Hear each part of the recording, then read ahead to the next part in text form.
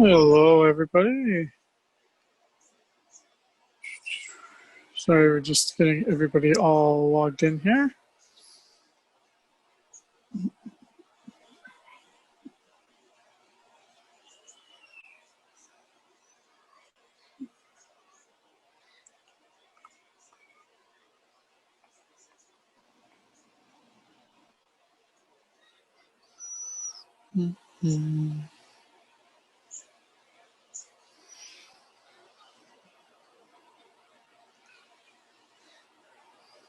A few minutes here. 2 more minutes while we wait.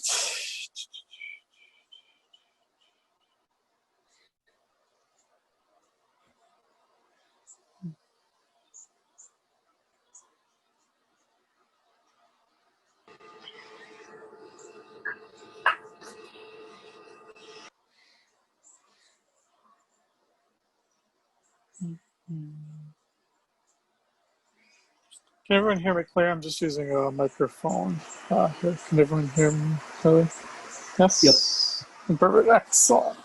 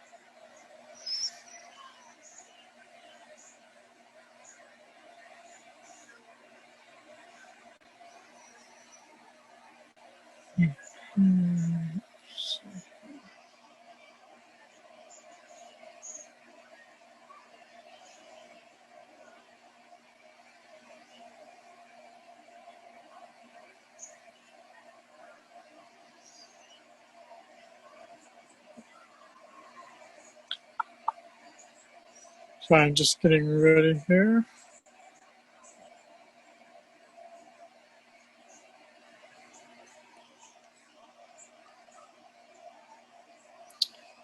Let's see.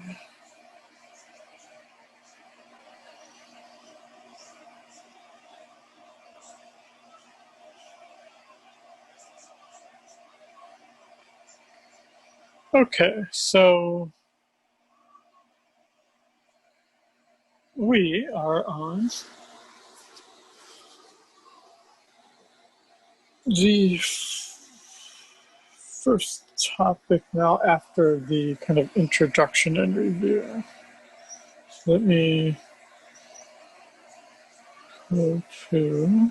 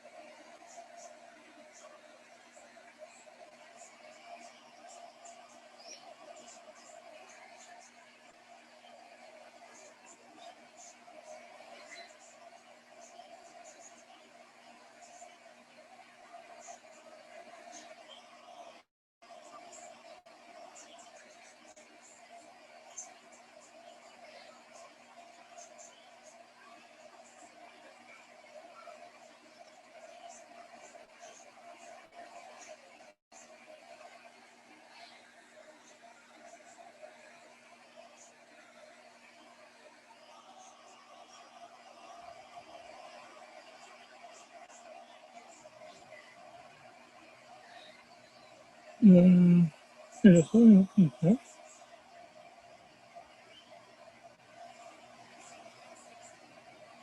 Sorry, one second. I'm just trying to open up the slides here easily.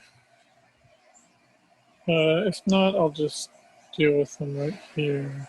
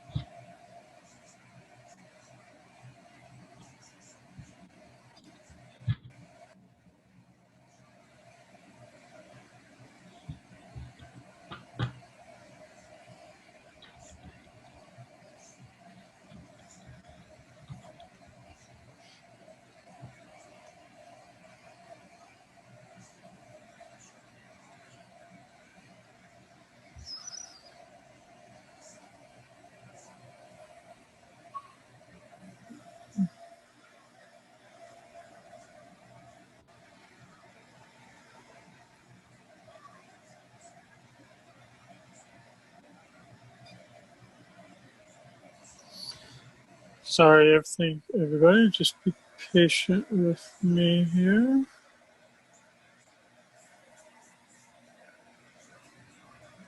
Just trying to open this, but it looks like it's just too big of a pain. Okay, so I'm just going to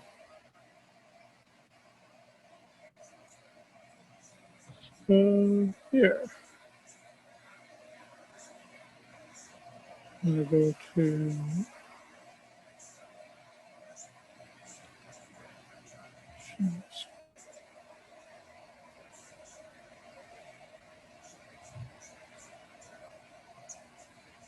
okay. And can someone confirm you're seeing my slides? Yes? Yep, I can see it. Perfect. Excellent. Good. Okay. So thanks for everyone for waiting for me for 9 minutes. Okay, so here's what we got going on here. For our site now, I started adding the Bloomberg thing. Everything is the the Bloomberg lab is obviously exists. It's not there's no one in it because of campus being closed, but they forgot to do one last step, so someone did that step today. So you should now be able to go in our Laulima site, go under Tools, and go under Bloomberg right here. And you should be able to follow this video for how to create a login. I'm going to need to give you we have a course site. So I'm going to have to give you that code. And I'll do that during our break. So if you want to start doing this during class right now, you're going to have a problem because you don't have the class code. So just wait for a little bit and you'll soon be able to do this so that you could probably have access by tomorrow, I'm hoping. So that's all up and running. That was the one big change. The other big change that I did work on is that if you go under topics now, we have all of our topics, obviously. But the one thing that I did for each of our topics was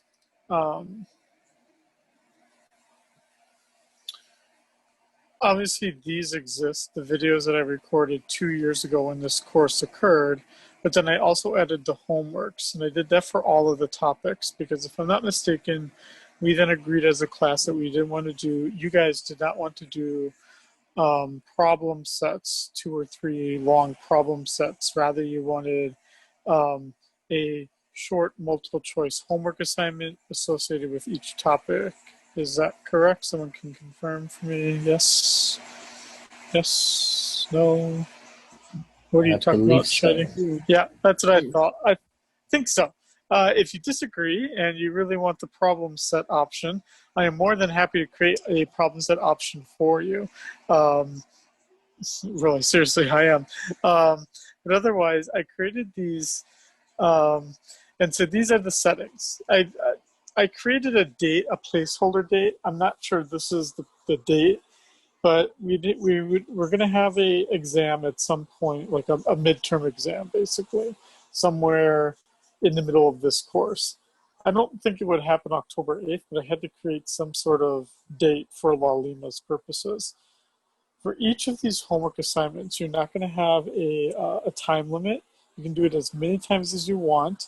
When you do it and you hit submit, you can then go into you can go back into the homework assignment and you can see what you got right or wrong. It'll give you like 0 points versus 1 point. Let me give you an example here. So if I did this, right, and I, 20, okay.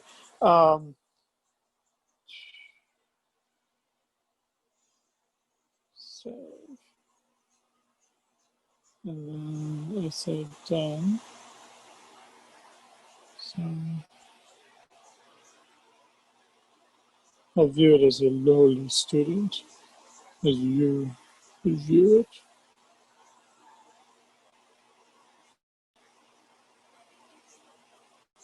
Okay, So you'd be going along, typing in everything.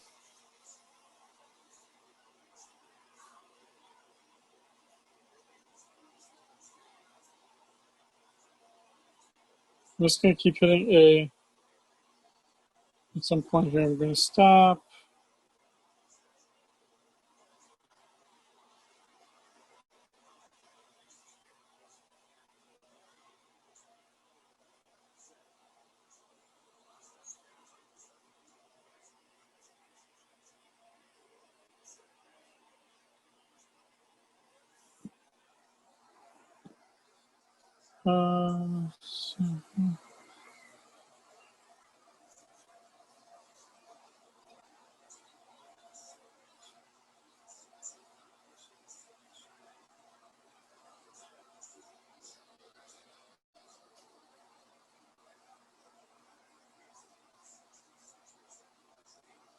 Sorry, I don't usually do this part here. Okay, it really wants you to do them all. Okay, this is fun.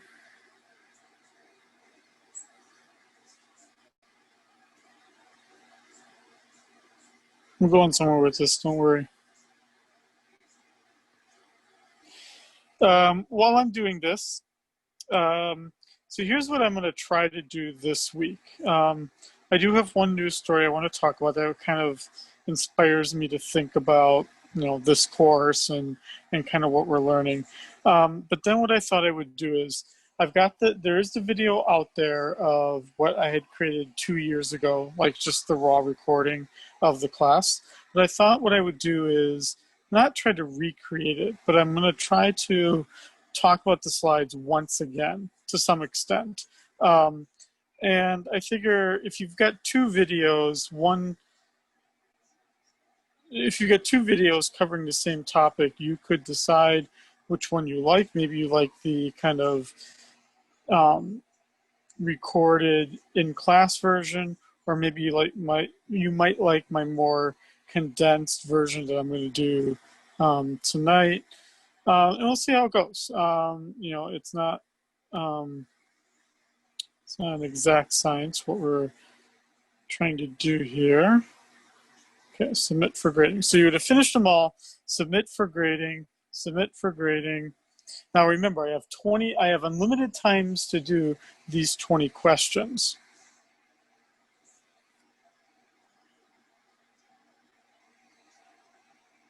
But the idea here is that now that I submitted it under tests and quizzes, I can see that I got only 5 correct. Click on feedback. And all I know here is that I got this wrong because I got 0 out of 1 points. I just want to look specifically at the one I did correctly here, right? That I could look at something where the specific answer for number 6 I know is correct because I got 1 out of 1 points. The question is 7, well, I guess you're going to now know it's A because I got 1 out of 1 points, right? But now all I know for 8 is that it's not A. You can keep doing this and doing this and doing this until you get 100%. The idea is that I want those of you who are spending meaningful time on these to get 100%. Because when I post the exams, and because we're doing these homework assignments as multiple choice questions, I'm then going to make the exams as multiple choice questions. I'm going to have to think about what the settings are for that. You're not going to have unlimited submissions, but you're not going to have just one submission. You're not going to have unlimited time, but you'll have enough time. So I hope that kind of helps you. The exam, the stakes will be a little bit higher, but they won't be so high as though you were sitting in the classroom. So hopefully that makes sense. Okay. So here is our focus for today. We're basically looking at it's called National Income. It's chapter 3 in the textbook. If you hadn't downloaded the textbook, you'll notice that the link no longer works. So you would need to email me now at this point to get the to get a copy of the book. This is chapter 3 in the book. It's called National Income. I can't tell if my child is crying upstairs. Right. While I'm walking upstairs here just to see if it's my child crying.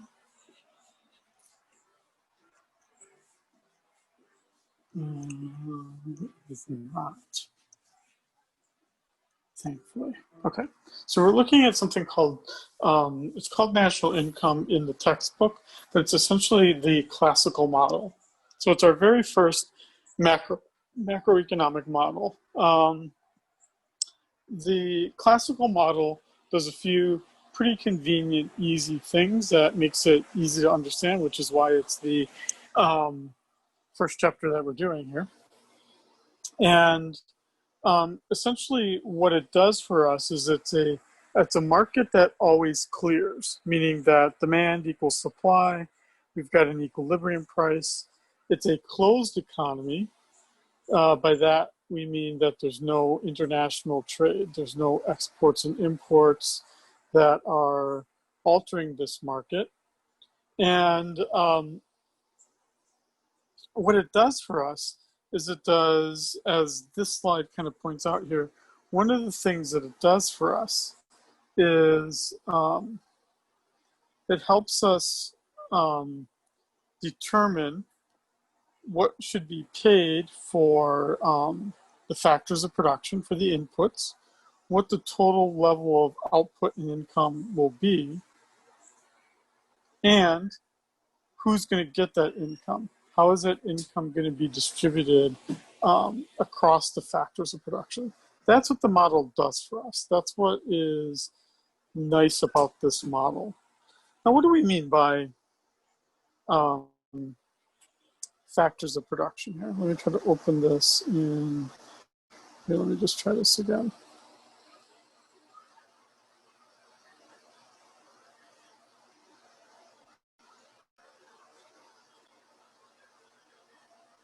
Don't think it's gonna...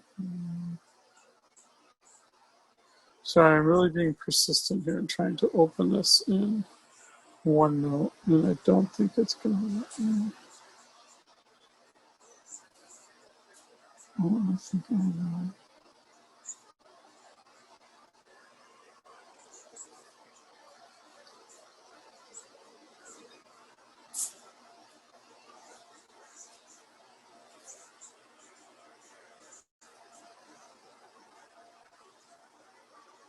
I want to be able to draw, but I don't think it's going to let me.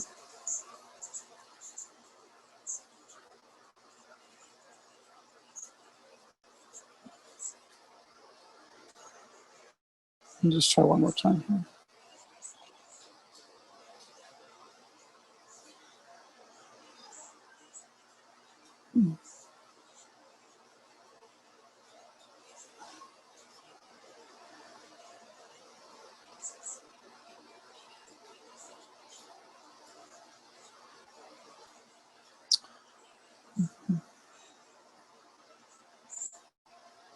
I feel like I'm very close to getting this to work.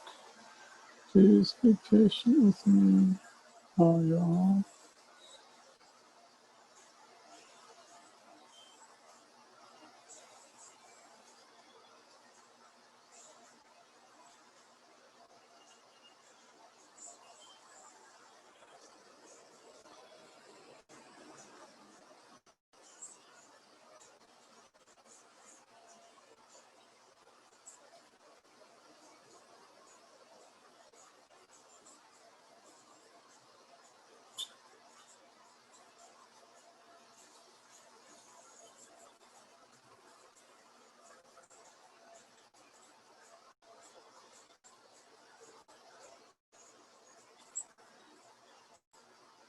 Ha ha ha ha ha. Take that, computer. Yeah, I'm that kind of person that gets cocky when the computer works. Okay. Let's see if I've done this correctly here.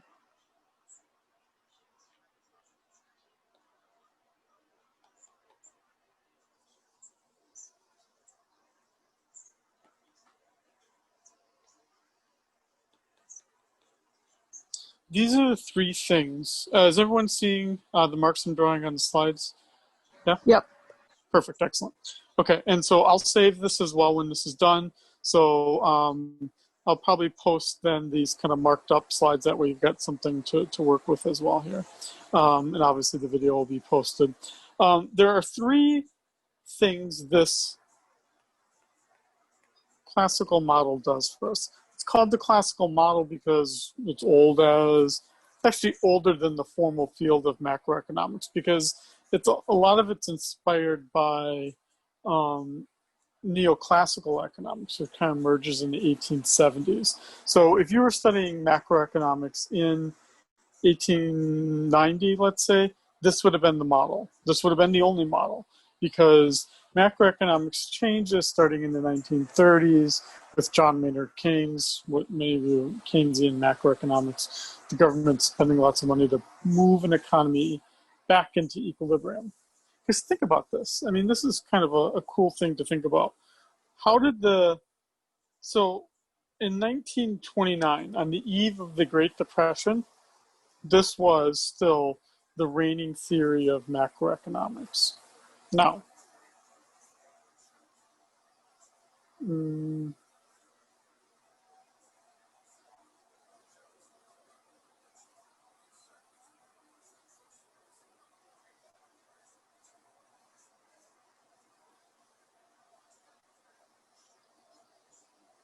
sorry, I was just going to add a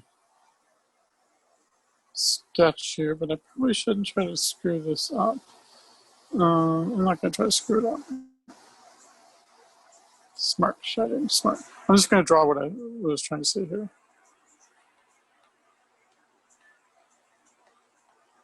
The idea of economics up until, again, the 1930s, even for a macroeconomy, is that the market's always in equilibrium. By the market being in equilibrium, we'd basically be saying that the economy is always at its maximum production. Yet we know that an economy has business cycles where it has a recession, it has a boom time, a recession, a boom time. We kind of follow this cycle. But and so usually, right, an economy would then move out of a recession for a variety of reasons and then go back into a boom time, and then back into a recession, back into a boom time. Right, so we would do all those kinds of things. And so really, quite honestly, one of the big kind of research topics back in the 1920s was, why does the economy keep going into this cyclical pattern? Shouldn't it just always be clearing? And then you get 1929 and the Great Depression. And prior to that, nothing was ever, when an economy was in a recession, meaning the low point of the cycle, no one did anything about it. As a macroeconomist, no one got involved and said, oh, we got to fix the economy and get it out of this recession. You didn't do that because markets fix themselves. That's going to be kind of the theme in today's discussion. Markets fix themselves, so you don't get involved, meaning the government doesn't spend a lot of money like President Roosevelt did to hire lots of workers to build bridges and, write plays to move the economy out of a recession, or that Jerome Powell will get involved and do expansionary monetary policy to move an economy out of a recession. You don't do any of these things in the classical model because markets are always in equilibrium. So you can see then why John Maynard Keynes suggesting that we do things to get an economy back into equilibrium was so revolutionary. Because it'd be like, why are you getting involved? Things will fix themselves, right? It's kind of like a overbearing mother or father or an overbearing aunt or uncle, getting on you to fix things when in actuality it will fix itself according to the classical model. This is not the reigning model today, but the reason why we're going to start with this is it helps us better understand more modern theory, Keynesian macroeconomics and whatnot, where you have more intervention. What this model does for us, though, and what it did for us as a classical model, again, how much the economy is going to produce, how much we're going to pay for the factors of production. We are going to see that we're going to deal with two factors of production: labor, which we're going to understand as L, and capital, which is going to be demarked with a K, because economics, the forefront of economics was in Germany, and in the German language, capital starts with a K. By capital, we're referring to machines, buildings, that kind of thing. That's what's referred to as capital. So how much do we pay workers, and how much do we pay the owners of capital? And then finally, how do we distribute all of the output? How do we distribute all the income that exists? That's what this model is going to do for us, these three things. And as you can see here in this classical model, closed economy, meaning no net exports, market clearing, meaning we're always in equilibrium, exactly this. So we're going to have demand and we're going to have supply. And we're going to have the overall price level in our y-axis. And we're going to have something known as y on our x-axis. Y here is going to refer to two things.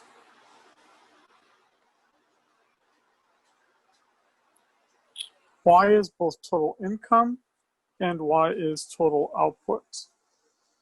Going back to last week, what is total output in an economy? What is that statistic called? Someone, anyone. Total output in an economy is, what statistic? How do we measure it?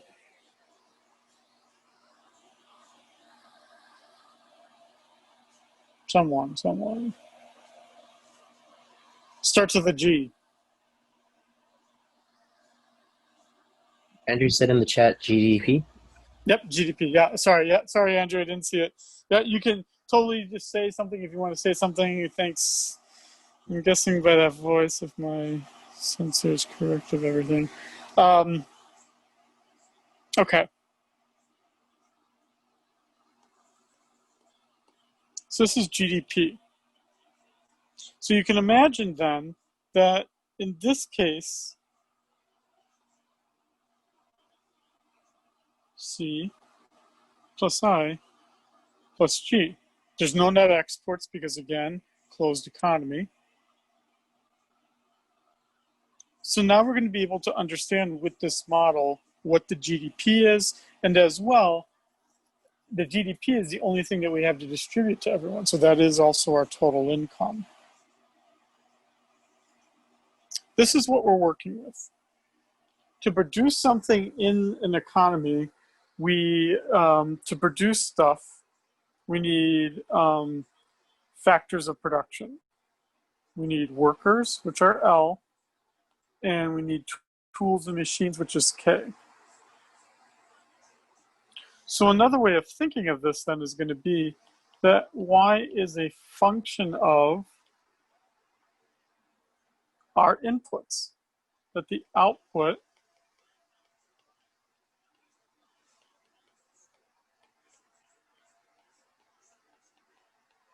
is a function of the inputs. And those inputs are these two things. When we say that it's a function of something,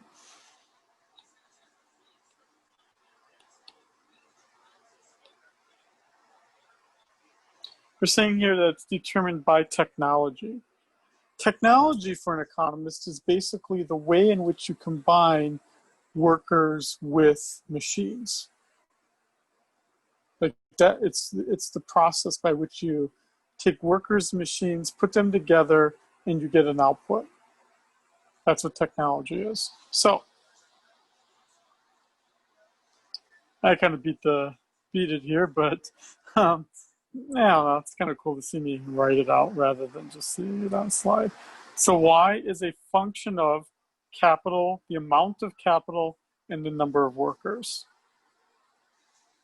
And again, reflects its level of technology because the technology is contained within that F.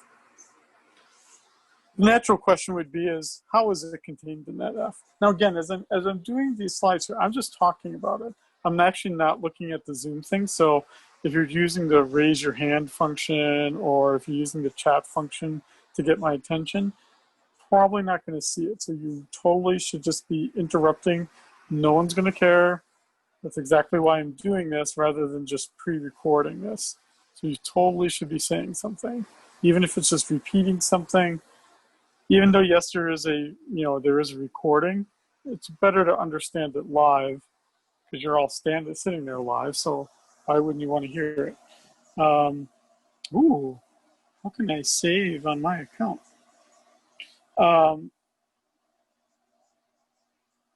This is what technology is. Understanding what technology is. The way that we're going to know it is by the returns to scale. What returns to scale does, and you would have probably seen this in your principles class. Certainly you would have if you had me, but even if you didn't, let's just review, even if you forgot having it with me. The technology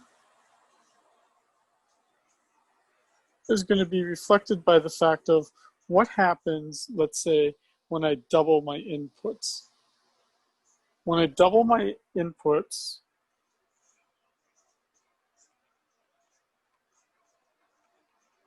the question is,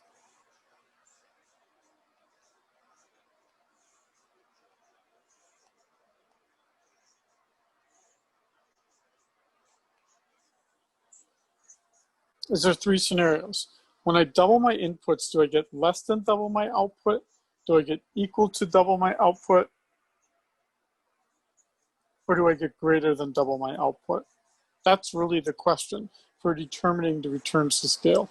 If I double my number of workers, double my number of warehouses, and I get less than double my output, then I have decreasing returns to scale. That's reflected in the technology. There's something about the technology that doesn't scale up enough for me to combine twice as many workers and capital. The technology is just not as efficient anymore. Then we could have constant returns to scale.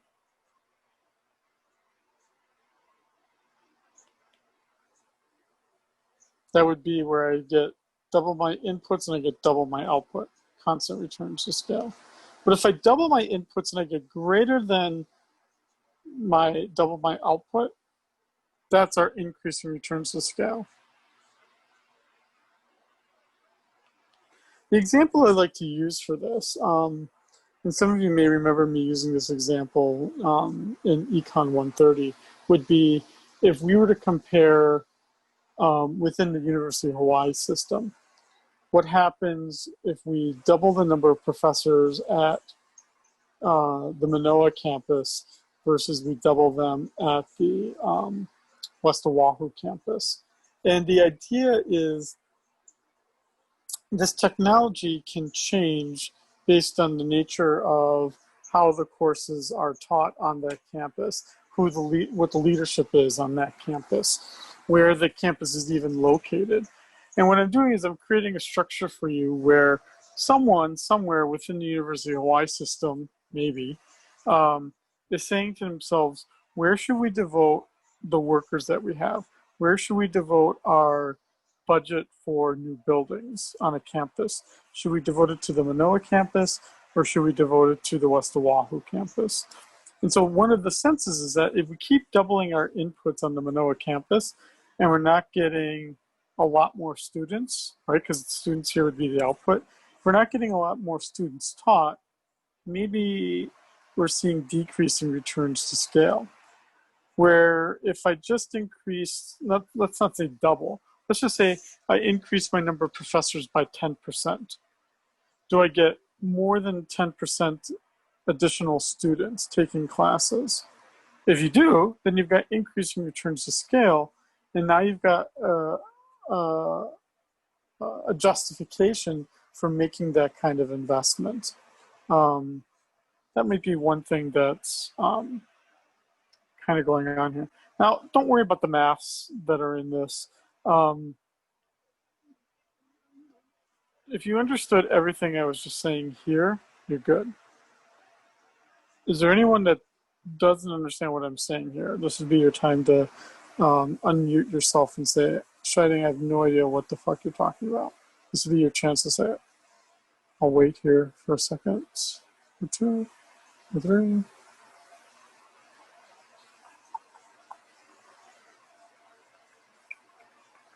You know what? One of the things I've been really wanting this week, my wife has really been wanting this week, is Wendy's. But there's no real close Wendy's here in town. Like the closest one is like near the airport. Does anyone else know of a Wendy's that's like in town that I'm just not seeing? No? Really? Okay. I mean, it was like one by the Sam's Club out in like, I think like by Pearl City, I think. Anyone? No? No one cares. Okay.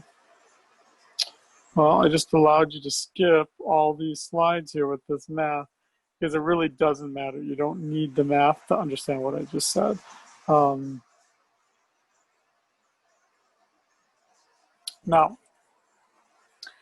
because no one asked a question, that means I'm going to keep talking here. What does this classical model further assume? So we already have some assumptions already.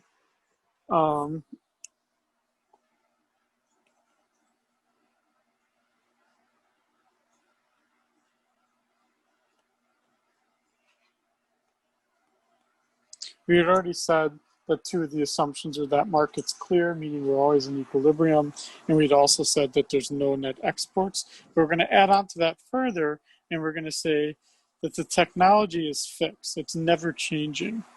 So already my example of Manoa and West Oahu was violating that assumption.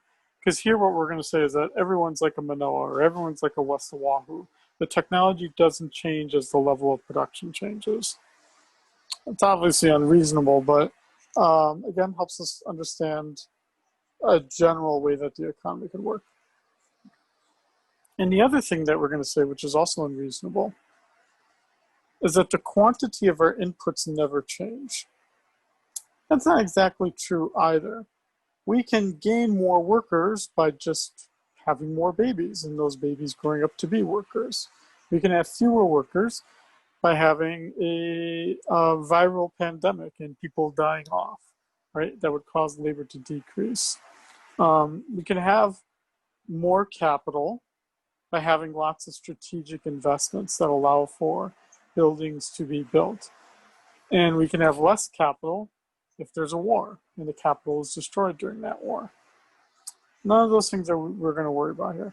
The capital is fixed and the labor is fixed and the technology is fixed.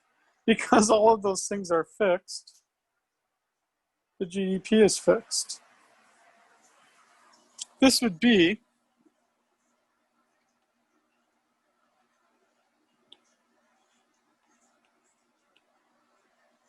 what some of you may remember from principles, what's called the natural GDP. It's our long-run output level. Or in other words,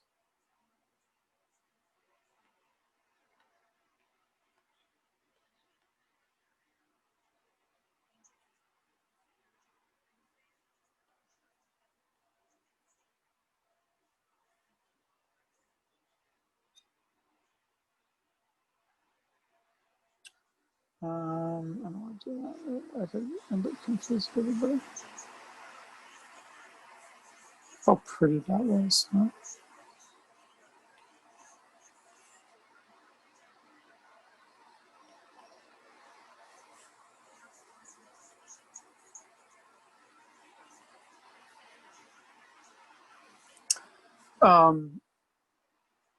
What we could imagine is that this total level of natural real GDP is where the economy will always be fixed. It's where our market's in equilibrium, And it's basically on the outer bounds of our production possibilities frontier, which you would have done as your second topic when you took Econ 130. It's where the economy is basically at its limits with a labor and a capital level that's fixed. So again, you can understand why the Great Depression, or why even a business cycle, was so confusing to people in the 1920s. Like, why would an economy ever perpetually be stuck here? Would the economy naturally gravitate towards the frontier? And what we already know from principles is that if initially the economy was at this point right here, it's going to move on its own to the equilibrium. So again, why would you get involved? You wouldn't. What this model allows us to do, though, and this would be part of the inspiration here for what it can do, is that it can allow us now to determine how national income is distributed. So before I do that, let's just slide back here. We've already now largely done number one, at least for the total output. We know how the total output is determined. It's determined by a production function, y equals f of KL.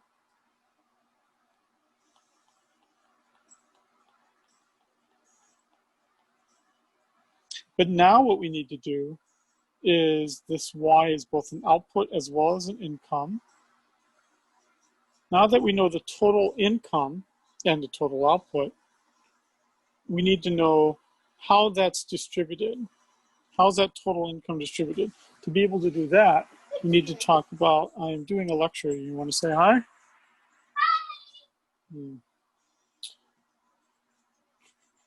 What are you doing out there? I put your mask on the table, I think.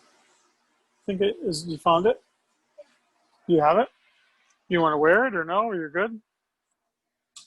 Okay. Kids be kids.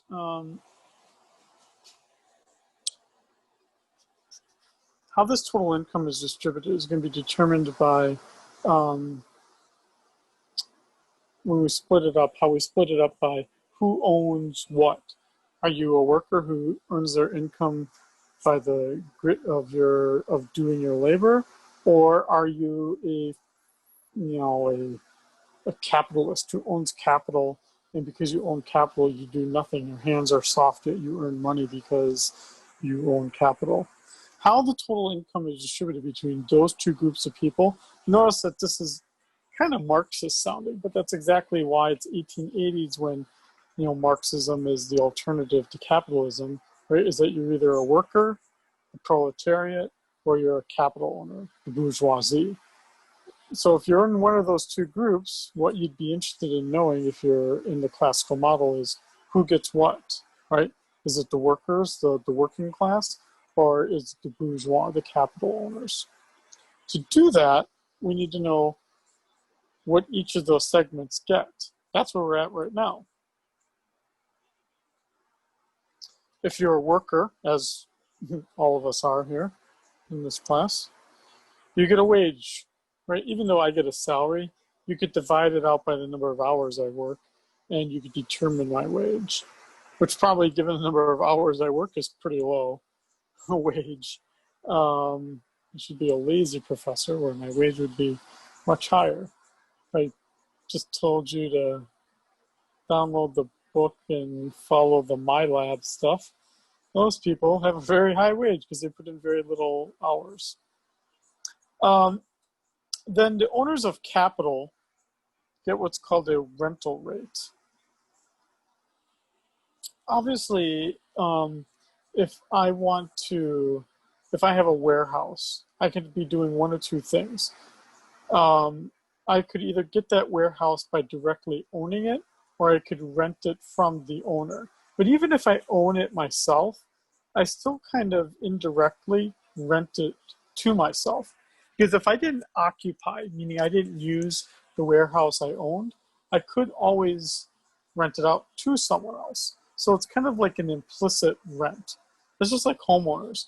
Homeowners don't live rent free. They basically make a implicit or invisible payment of rent, right?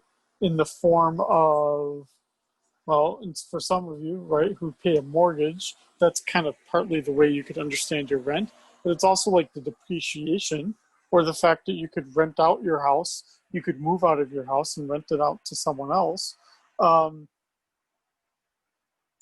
So that wage rate, the price of labor, is sometimes understood with a lowercase w, with the w standing for the wage rate. That's price of labor, P subscript L. And that the price of capital, P subscript K, is R, meaning the rental rate. That's going to be important for us. I just described this here, so this is not that important here. What that actual wage rate and rental rate is going to be is determined by each of those factor markets.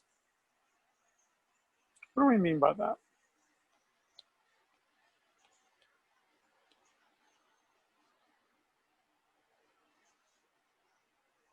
The price of labor will be on my y-axis, like prices for any market that we look at.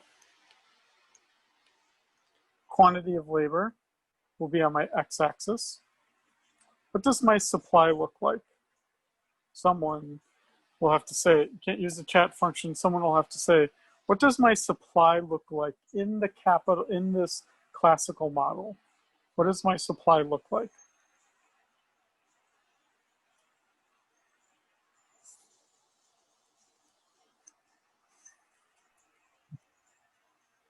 Someone will have to say it. It'd be a positive slope going from the origin right? Incorrect. So go back Would it? to, Oh, go on. Yeah, go on. would it be a horizontal line, or whichever? Vertical line, you think you mean, Vertical, right? okay, Vertical okay. line? Yep. I think you're at it, yep. Because it's just like one. It'll just be one number, right? If it's either horizontal or vertical, which obviously it's vertical, but That's right. Yep. Who's saying that, by the way, just so I know in my mind? Audio. Who is that? Oh, all right. Okay. So exactly. So the supply of labor is completely vertical because the model assumes this is the case. Now, going back to, I think that was Elijah that was saying sloping upwards. The reality is more of what Elijah was talking about. I think that was Elijah, of talking about something like that. Because what we do know is that if the wage rate was really low, really low, I'd be really lazy and I wouldn't want to work at all, right? And so would everyone else. And if the wage rate is very high, right, then even like your drug addicted uncle will work, right, at that very high wage rate, which is why you get a lot of workers at that point, right? But we're assuming that that's not the case, which it's hard for me to, right? Because here we're saying is that the supply is not at all influenced by the price. It's unreasonable, but it is what it is. And that the demand for labor looks like this. Now, the demand for labor, that's the employer side. So think of it this way. Employers don't want a lot of workers when they have to pay them a lot. Employers do want a lot of workers when the wage rate's really low. Makes sense. Now, this can shift based on how many, what the preferences are for what workers do. But that's kind of here. What about demand? Let's get to that here on the next slides here. Let's just do this quickly for capital. Again, capital in reality is spelled with the C, but again, economists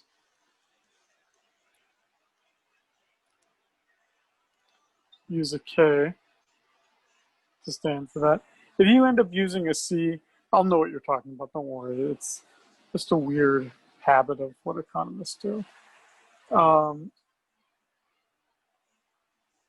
The supply of capital would be fixed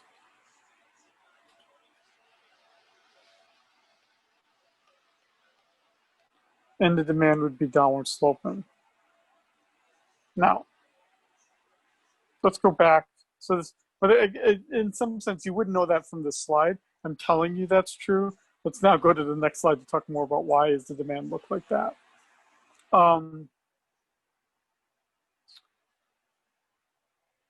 Why, put yourself in the shoes of an employer. Why would you ever hire a worker? Like, what does that worker have to do for you to be able to hire them? So I'll make this kind of a rhetorical question. I'll answer it for you, but think in your mind, if you were an employer, why would you ever want to hire a worker? And if you were an employer, or if I were the employer, let's say, knowing that I'm an economist as well, I wouldn't want to hire a worker if I didn't think they were going to do very much for me, right? Like, you know, my critique always against, I'm obviously a state employee, but sometimes we just like get these positions from the legislature, and you're like, what the fuck were they thinking? We don't need a, I'm just going to make up the position. If we have it, I'm not offending that person because I'm truly making it up. An associate, a vice associate director of distance education. Sorry if we have that position. I'm sure that person's not in this class. But the idea would be if you have an associate vice president or associate director of distance education, and the director of distance education didn't ask for it, you'd be like, well, why do we have that position? What is that person actually doing? And sometimes that person's doing a job that the director of distance education was already doing and doing rather well, which means that state employment is sometimes very inefficient that way, right? In a regular job with a regular employer, you wouldn't hire an associate director unless the director was so taxed in what they do that you knew that if you could get some of the tasks off of their desk, that they could become so much more productive. That's the key term, productive. I don't want to hire workers until I know they can generate output for me that's at least as valuable as what it would be to pay their wage.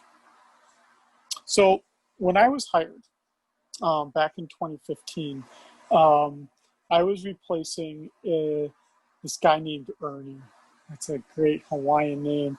Only in Hawaii would you find lots of people named Ernie and Verns and I don't know. I'm just thinking of old classic sounding names that seem to persist here in Hawaii.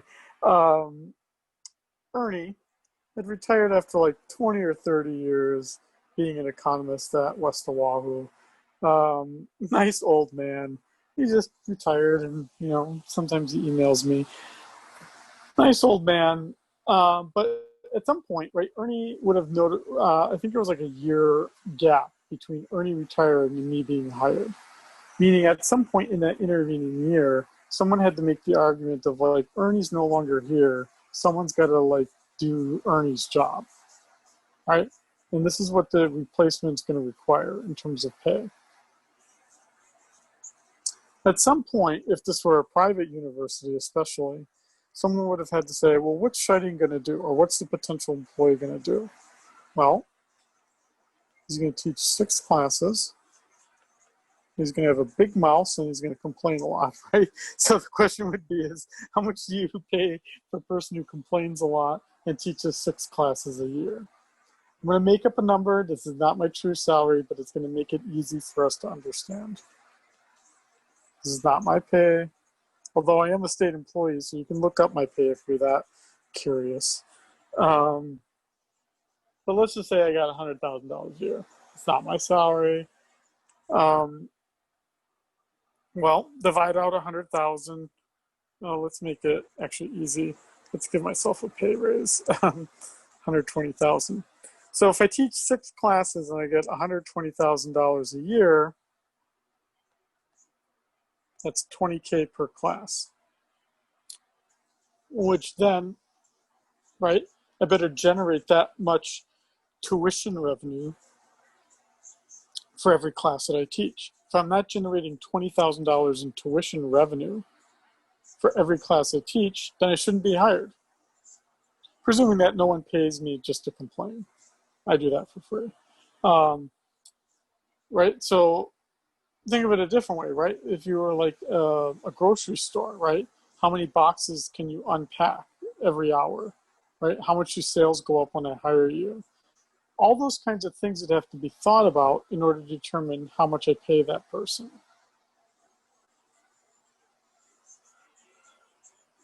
The cost for the employer is the wage. That's the $120,000. The benefit is how many classes I get out of that person and how much each class contains in tuition dollars. If it contains $20,000 and I teach 6 classes a year, you could pay that potential employee $120,000. You wouldn't want to hire that worker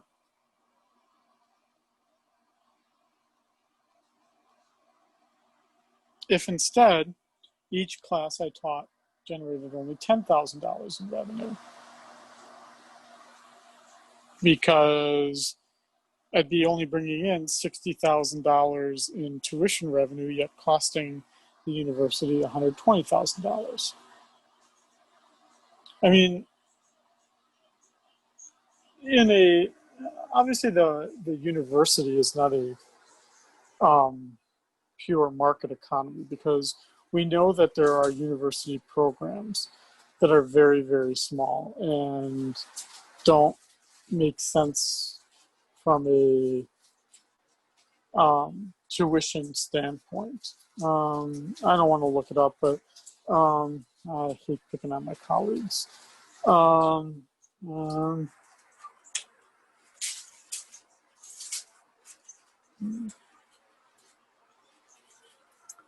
just trying to think of something where I wouldn't offend them. I think whatever I pick is going to offend someone. And the question is, Scheiding, do you say it or don't you? I'll say it, why not? I don't care.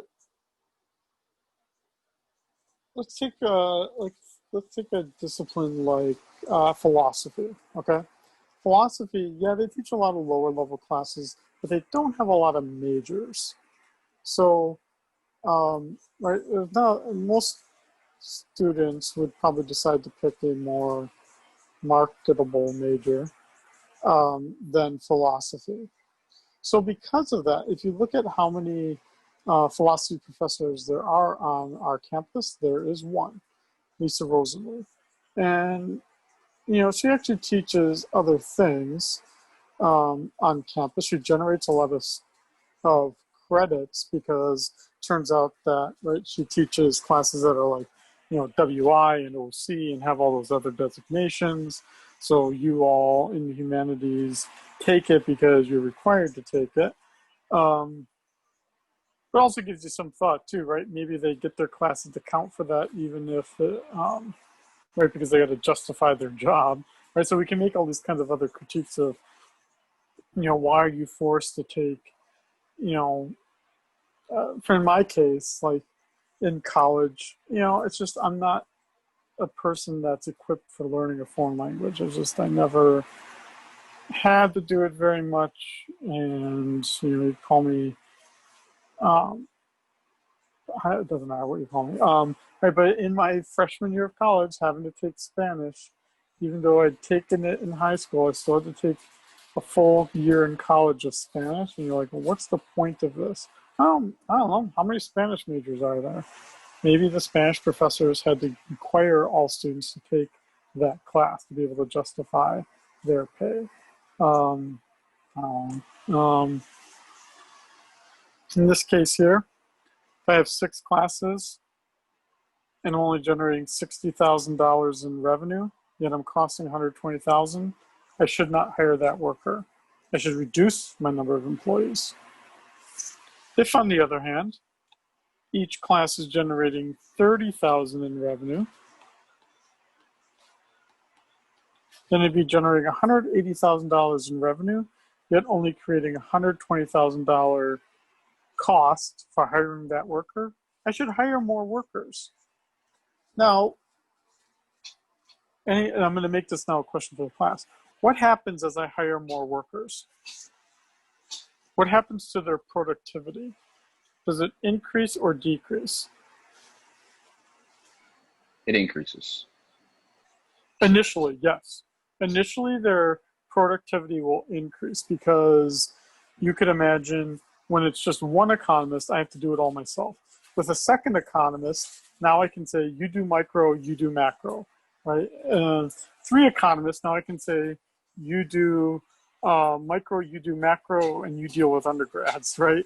With 4 economists, and I could say, you do micro, you do macro, you deal with undergrads, and the 4th one will do paperwork, right? Now the other 3 can just focus on teaching, and now the 4th one will just do paperwork. But what happens when I add on the 15th economist? Now what's happening to the productivity? Is it increasing or decreasing? Does it always increase? I'd say it's decreasing. Yes, eventually, exactly correct. Eventually, it would have to start decreasing because you get to a point where you have too many economists, right? You've got all the fields covered.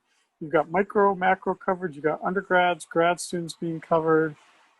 What more do you need to do, right? Now you just have like someone who can kind of just basically rest on all the work that all the others are producing. And they can be lazy because everyone else, all the other employees, are productive enough. And we see that in very large organizations, right?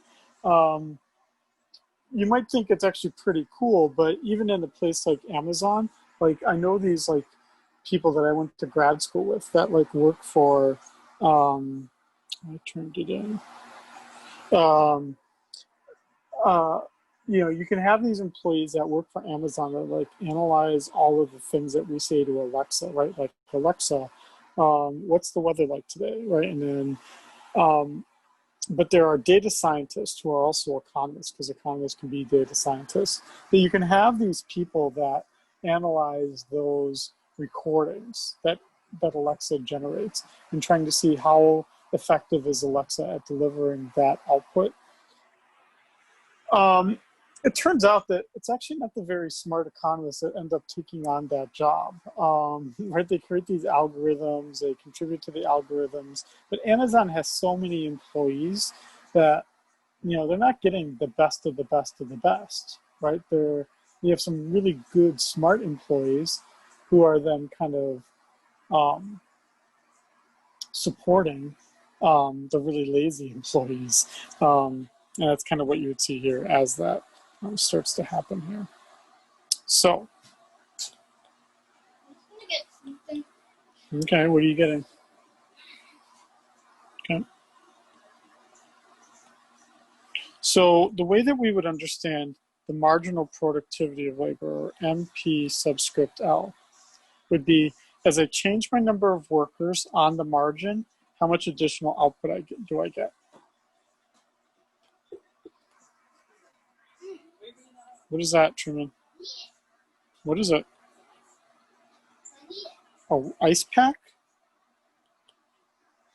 What is that? That can't be good.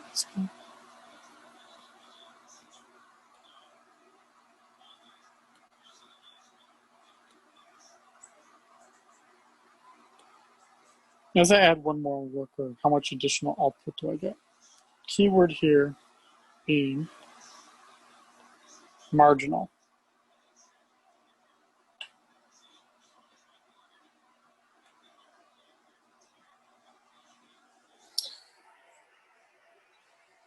The way that we would have understood this, especially in principles,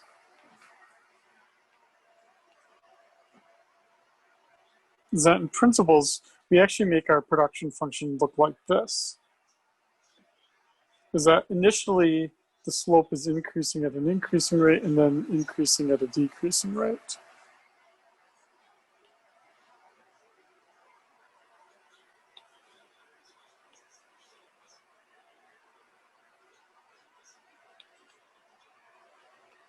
So I'm saying two things there, just to highlight this here. And if you've had me already for principles, this is going to be a repeat, but I just want to make sure we're all on the same page here. Even when I add on the 17th economist, I'm not denying the fact that I'm getting more output. Certainly having a 17th economist would lead to more classes being taught. But the question would be is, how many additional classes does that person teach, and what's the quality of those teachers? So it's certainly increasing. They're certainly teaching more classes, but when I added the 5th economist, right, they taught a bunch of classes and they all filled up. But at some point, when you've got 15 professors and they're all teaching all these great classes, there's no more students that can take the electives that the 17th professor is offering. So that's why the rate's now changing. How many additional seats are being filled? There's not going to be as many seats filled. Certainly if we compare a division like, well, that's actually a good way to look at it. How many of you were grumpy with the offerings either in social sciences or business this semester, like in terms of like seats available? Anyone want to voice off and be grumpy? Right now is your time to do it. How many of you were grumpy with the number of seats available in any of your classes? Someone should say something. This is your time to be grumpy. I Or not. was not really grumpy, no. Who's that? Is that Elijah? Is that you? I can't tell. Yeah. So what are you taking? Are you taking classes at Manoa too? Did you end up taking the classes at Manoa? I don't know. Yeah, I don't know. Okay. Okay. So you got did you get everything you wanted though? Yes, in terms of all the classes that was available, I got all I wanted. Okay. Let's pick on, sorry, I'm going to pick on somebody here. Find someone who's unhappy. Yeah, it shouldn't be that hard to find someone unhappy. I want to start broadcasting. What if we were unhappy about the classes offered, not necessarily the totally can be. seat amount? Okay, yeah. So what were you unhappy about? Like just not having enough of the ones that you wanted? See, okay, now that I think about it, no. Okay, no. See, my opinion changed, like, considering now, like, we're forced to do remote learning, but at first I was a little grumpy that our class was gonna be hybrid at first, because I was like, I don't really trust going back yet, so I was like, please shift to remote learning, and then lo and behold, it happened, but that was one instance, and then I feel like there wasn't enough,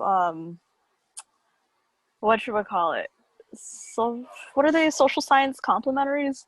Oh that seemed interesting. Yeah, I kind of just like chose randomly, but I was like, because you're a psych major, right? Is that right, Claudia? I am an econ major. Oh, econ. Okay, sorry. Yes. But even that too, I'm like, this just didn't so psych. So the reason why I picked on psych was because that's a classic example. Like, if you want to fulfill your complementary requirements, doing it through psychology is like impossible because all the seats are always full. Which is why some people then end up taking like early childhood education, right? Because that one's always got seats, or maybe political science or something like that. But that's exactly right. So there weren't enough professors because they like cut the budget. There weren't enough lecturers. So all the seats are full. Most of the sections are full. If you're in the business division, like all the seats are full and everything all around. So it's a right, and so the university is happy because they're trying to save money. They're trying to cut costs by cutting the number of workers that they can, right? Because there's two classes of employees here, right? There's unionized employees like myself who are state employees, and it's really difficult to get rid of. And then you've got these temporary workers, these lecturers, right, that are just hired on a semester by semester, course by course basis. So if times are tight, they cut those courses first. Unfortunately, for many of you, right? Well, not necessarily for all of you because you're juniors and seniors, most of you. But if you're like a first year, you got like really screwed this year because you would have found it very difficult to get a 100 level course.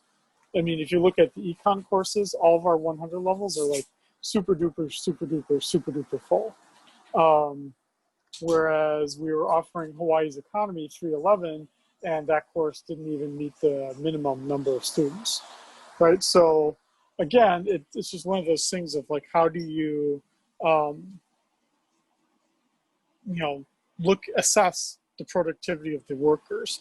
And if you're the chancellor, right, Dr. Benham probably wants to make an argument to the state, hey, we're totally productive here because we're not hiring too many workers, right? There's two problems here you could have. It's like what's that fable? What's the one where the thing breaks into the house and it eats everyone's food? It's like it's too hot, it's too cold. What's that fable? So that Goldilocks? Yeah, Goldilocks. Yeah, that one. The bear and how a bear owns a house and that it's a human, right? That's like the one that's eating it, right? Goldilocks is a human, right? Is that the way the fable goes? Yes. Okay. So I don't know why the bears own a house and why they eat porridge. I thought bears just eat honey, but I guess they, or you see them on TV, they're usually eating like coolers full of food. I guess if they eat porridge, right, the one was too hot, the one was too cold, the one was just right. This would be the equivalent of too cold. This would be the equivalent of too hot. And somewhere in the middle here is going to be just right. Right? If it's too cold, you would add more heat, right? Or in this case, you would add more workers. If it's too hot, right, you let it cool down, or you get fewer workers till you get to a point of being just right.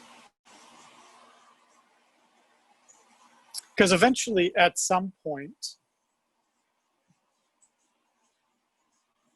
it's inevitable that the marginal product must fall. So I'm just going to allow her to come in. Let's see if it lets me do it on the side here.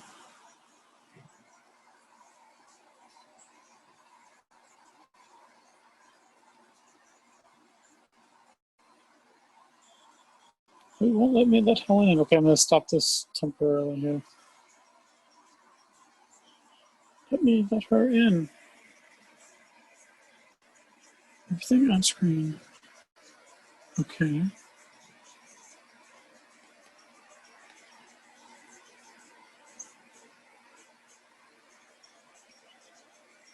Let's let Helen in. Let me let Helen in.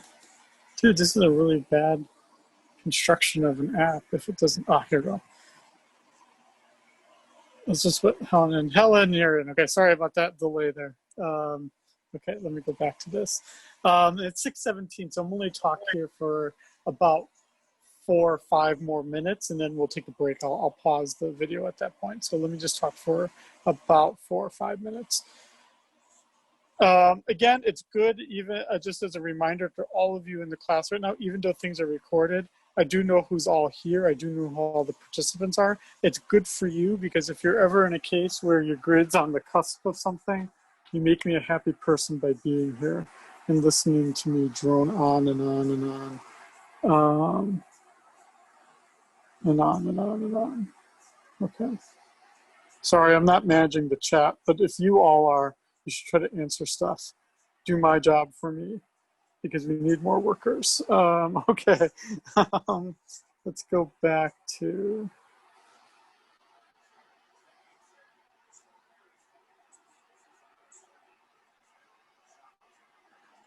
Sorry.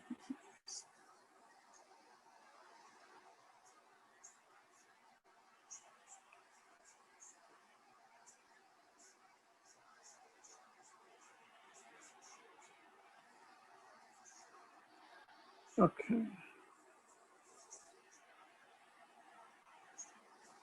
So eventually at some point, the workers do become less productive. As they become less productive, their wage would fall. And that's exactly what we see here. So going back to here,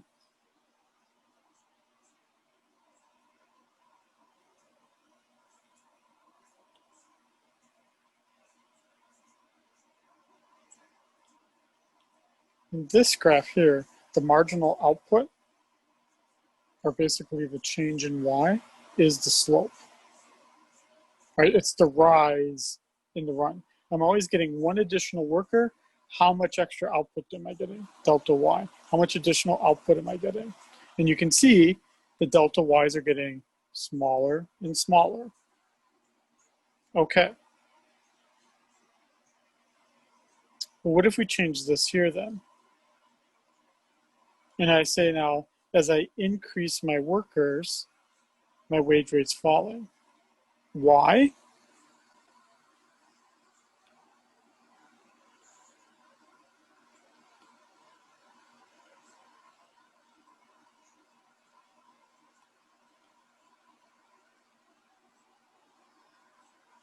Remember, this is the demand side. So this is the employer hiring the worker. Why does the wage fall as I hire more workers? Someone. Why does the wage fall as I hire more workers? Is it because it becomes less actual labor the more Exactly. workers They're you less have? productive. Yeah, they're less productive. They're doing less for me.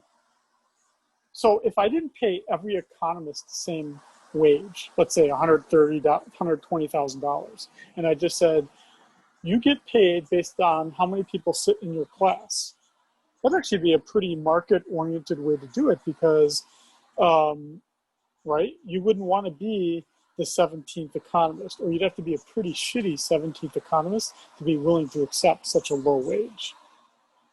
But that would be more market clearing. Why does the wage fall as I hire more workers? Because they are less productive.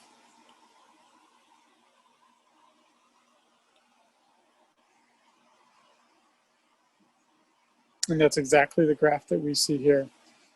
If the labor is then fixed in supply, meaning that it's vertical, then my demand curve is downward sloping because the workers are becoming less and less productive. So notice that the demand curve is shaped the same way as the marginal productivity of labor. This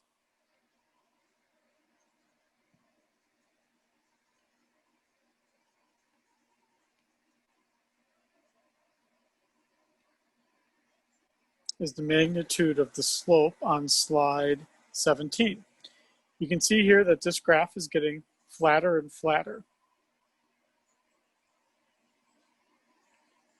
which is exactly what we see here, is that the slope of the graph on slide 17 is getting flatter and flatter, meaning the magnitude of the slope is getting smaller and smaller. Does that make sense to everybody? If it doesn't, you should say something now. Yes, no? Could you repeat that, please? Sure. So this part right here, and then at this point, well, after I re-explain this, we'll take a break here, is that the argument we were making here is that think of the wage as being dynamic, meaning that the wage really reflects what your productivity is. So if the wage always reflects your productivity as a worker, as we hire more and more workers, your productivity becomes lower and lower, primarily because all the stuff, right, and that goes back to slide 17.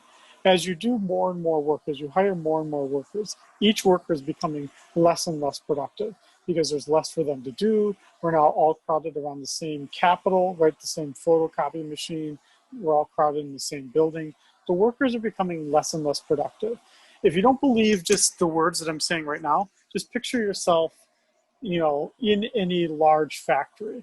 We would know that in any large factory, you can be lazier as a worker because there's more workers around you doing their work that can kind of like hide your laziness, right? Or there are, ways that you could like cheat the system because the system is so complex, right? You could be a fake employee, and if you were at the Manoa campus, you might not be noticed because no one knows where the assistant to the vice associate, director of facility services would even be located. So why would you, even try to look for that employee, even if they didn't exist? What I'm saying here is that as I hire more workers, the workers are less productive. The slope is getting flatter and flatter. But we're saying here that this is a dynamic system where then the wage that I pay that worker, who isn't even noticed, who doesn't even exist, would be very, very low because they're not very productive. But the reason why, if the system is constructed, so the magnitude of the slope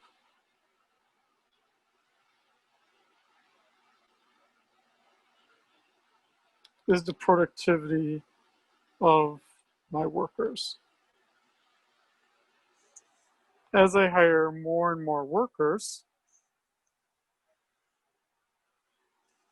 my workers are less productive, and ultimately they would get paid less. Once I add the supply curve in here, it's not affecting L, the number of workers, because that's already fixed. That's an assumption of the classical model. But it does affect my wage. Because then we could talk about other applications, right? If there's a global pandemic, a global disease, and workers die, we should all, the survivors in this Darwinian system, should be happy, because that's going to mean our wages go up. If because of COVID-19, everyone stays in the house and starts replicating, meaning having babies, that'd be a bad thing for all of us as workers, because that would mean that the wage falls.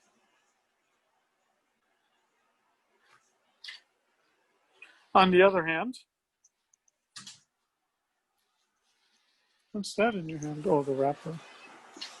Someone's yelling for you outside, Trinity. Who's that?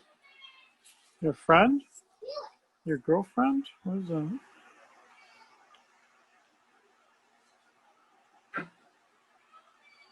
Truman, your friend is calling you.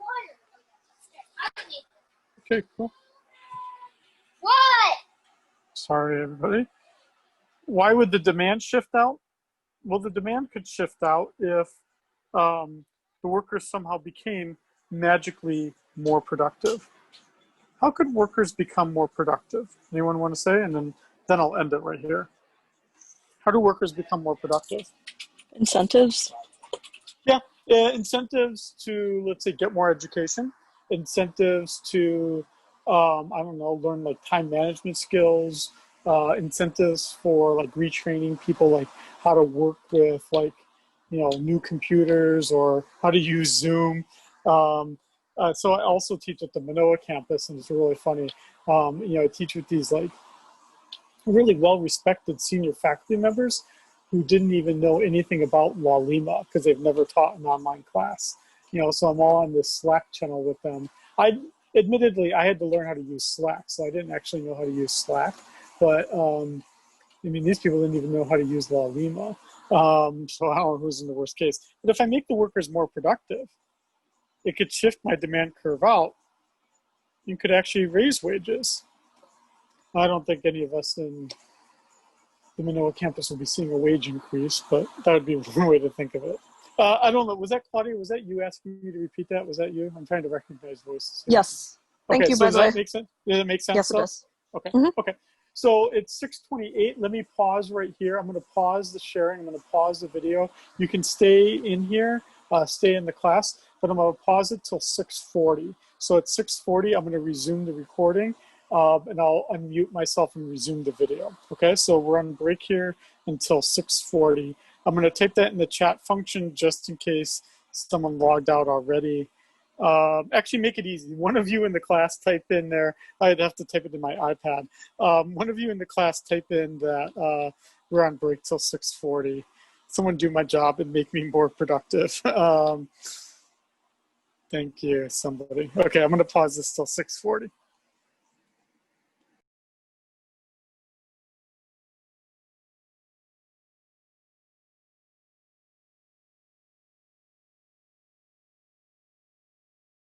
We'll resume the recording. If any of you are just coming back to your computer, we'll take you as you come. Okay.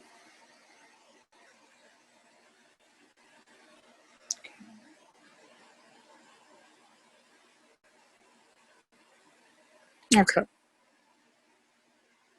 So just to continue on with this theme, and now again, we're only have class here for about 7:30-ish or so.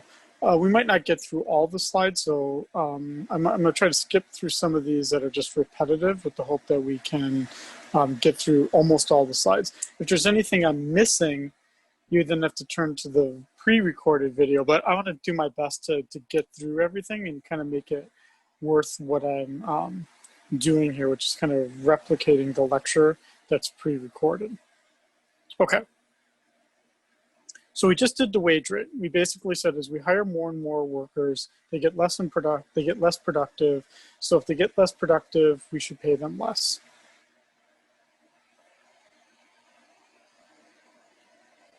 Let's hire more workers. Workers get less productive. Why do they get less productive? They get less productive because they're all crowded around the same machines. They get less productive because you've got all the stuff that's already being done with the workers, and now you've just got too many workers. You know, you can now have like theft. You can have like people not doing the job because the other workers are doing their job. Lots of reasons why the workers get less productive, but as they get less productive,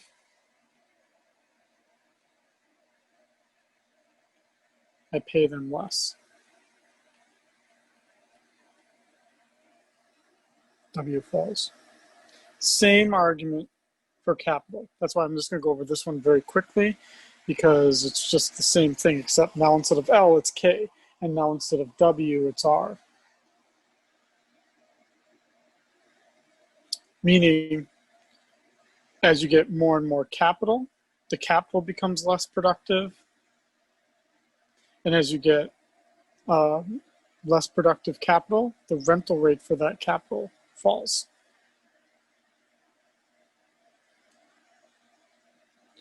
What that means, and this is the important thing here, is that in the neoclassical theory of distribution, every input is paid according to its marginal product. So this runs counter to, remember, this is emerging at the time of Marxism in the 1880s. So I'm not a Marxist. I'm sympathetic to the way he understands the world, but I'm not one. I like markets too much. But right, the Marxian understanding of this, the Marxian critique of this, and again, I'm probably not doing it justice just because I'm not a Marxist, would be in a Karl Marxian view of the world, workers are never paid what they're worth because the capitalist, the owner of the capital, like pushes them down and like doesn't like them, so they don't pay them enough they only pay them enough to survive. And what's the worker going to do? Go hungry? So they are kind of like enslaved and having to work to earn just enough to feed themselves and to reproduce, and that's all that they're paid. And they will never be rich. And the owners of capital will always be rich because they control the work. They control the ability of workers to be able to work. So they just get these like big fat profits that are beyond what they contribute to the system. And basically the neoclassical theory says, dude, that's totally not the case. Workers are essential, just as capital owners are essential. And if they're not being paid according to their productivity, then some other capital owner would get in there and pay that worker that higher wage. Or if the capital wasn't being paid what it was worth, some workers would self-organize and start owning that capital themselves to do things. So in some sense, not how best to describe this here, outside of saying, as opposed to Marx saying it's always unfair, the neoclassical in the 1880s would say there is no unfairness. That the wage is determined by the marginal productivity of labor, and that the rental rate of capital is determined by the marginal productivity of capital. Which is what gets us how our income is distributed. So this is slide 24. This gets us to step number 3. How is income distributed? We know 1. We know 2. How are the prices of the factors of production determined? They're determined according to their productivity. How is the total income distributed? It's on slide 24.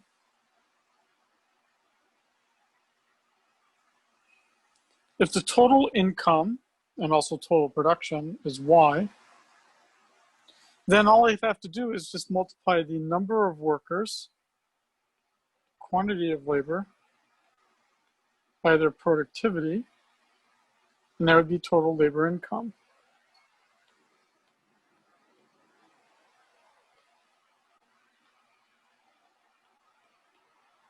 And I could look at the marginal productivity of capital and simply multiply it by the amount of capital. Each segment gets it according to their marginal productivity. Since this is fixed and this is fixed. If workers all of a sudden become more productive, they're going to grab a total bit larger share of the national income. If capital all of a sudden becomes less productive, it's going to grab a smaller share of the national income. It's pretty interesting. If you look at how this has changed over time, it's actually pretty constant. It's about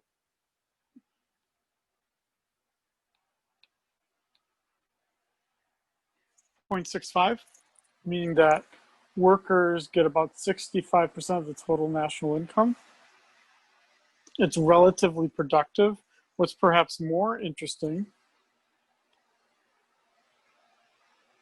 is that it's even constant there, which is supposed to be this time when we all became as workers more productive because we could now email each other, or even today, like now we can do video chats instead of having to travel places. It's relatively constant. So the question would actually then be, are workers becoming more productive yet capturing the same total share of the income? Because if that's the case, then the classical model is no longer true. And it turns out the reality of the situation is that workers are in fact becoming more productive. In fact, they did become more productive in the late 90s and early 2000s, yet their share of income remained the same, which essentially would then lead you to the structures of power discussion, right? Marxists and progressives and labor unions saying that workers are not negotiating for themselves effectively enough to capture their gains in productivity, to argue that they should be getting more. And that's beyond my pay grade. I'm not really equipped in those kinds of things.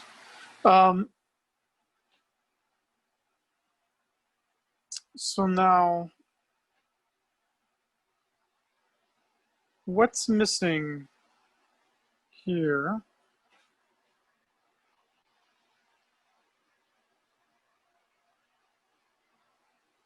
is, let's take a production function.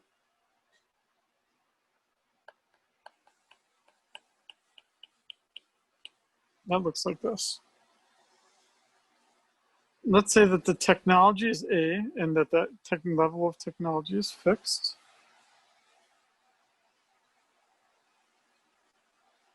I have my capital, I have my workers. What is it missing? It's missing I think it's missing the alpha. Oh.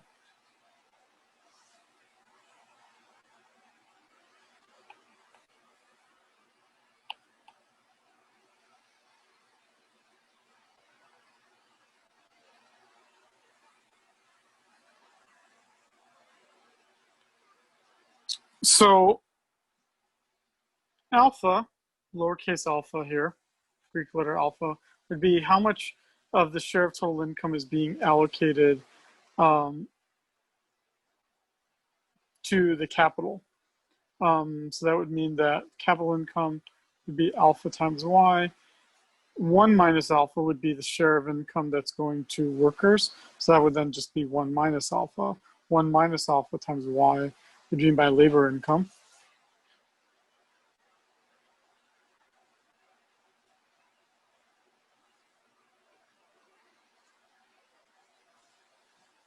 Marginal productivity of capital, marginal productivity of labor, reflecting the total income that comes to that group divided by the quantity of that factor.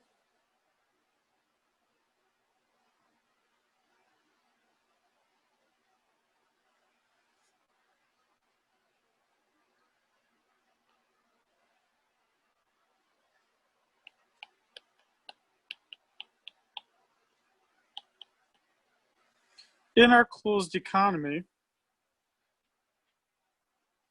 now that we know what the workers and the owners of capital are getting paid, we need to know how they're spending their money. That's going to be split into the 3 big areas here: consumption, investment, and government spending, which we talked about last week. How consumption is determined is it's determined by the level of disposable income. Disposable income being my total income minus what I pay in taxes. And then there's some fixed amount here, right, which would be that I always spend, let's say, 80% of my money. So it could be something like consumption is equal to 0.8 times, let's say, a salary of $100,000 minus 20,000 in taxes.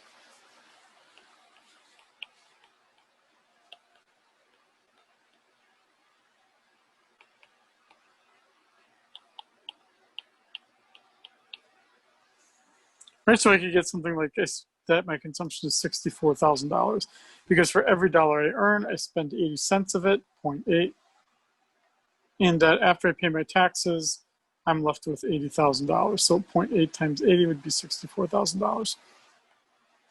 That marginal propensity to consume, that 0.8, it's right there.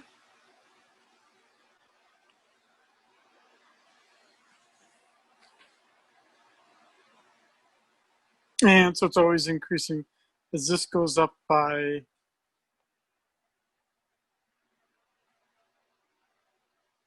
that goes up by 0.8 as that goes up by 1. We're assuming it's a smooth function, no reality behind it. The level of investment is dependent on the interest rate, the real interest rate. As the interest rate falls, or as in this case, as the interest rate rises, the level of investment would fall. Makes sense. If capital is more, if money is more expensive to borrow, I won't engage in all the capital borrowing that I would have. The concern more, right, is for me would be what do we do in an environment like right now where interest rates are so low, then people are investing in really stupid things. Can an economy sustain investment levels being so high because the interest rate is so low? I don't think so, but I think there's a lot of problems in an economy when money is really cheap, and that's kind of what that situation looks like. Government spending is a little bit easier. We're just going to assume it's fixed. We're not going to get involved in any of the arguments about how much the government spends or how much it taxes to provide that funding. Sorry, I don't know why it's neglecting to put things in here. So now we've got all the sides of our market. We got to put everything together now. We've got the supply side and the demand side. So here's our demand side again. That's our C plus I plus G, which you can just rewrite as that. Here's my production function, which is what we started off our lecture with.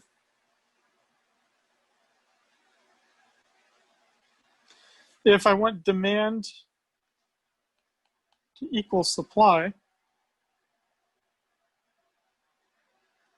right, then what's interesting here, and that's kind of what's highlighted right there,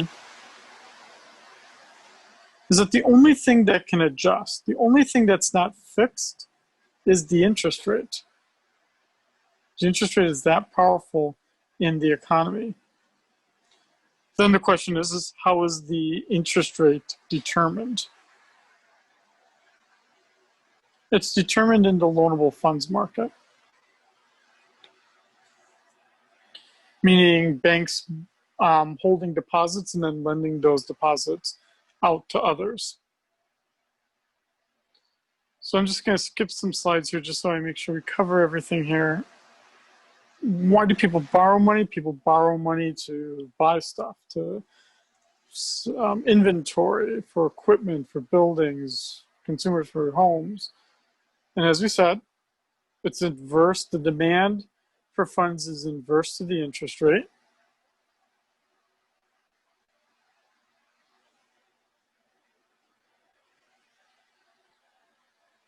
But then when it comes to savings, the savings is our supply of funds. And the supply of the savings can come from the government or it can come from households. So the public saving would be if the tax revenue is greater than the government spending, the government would save some money. And if after I take out my disposable income and I subtract my consumption, if there's anything left over, that would be my private savings. So that national savings, S, is simply equal to my private savings plus my public savings, which, if you cross out these T's, right, because this is a plus T, that's a minus T, you get Y minus C minus G. So there's my savings.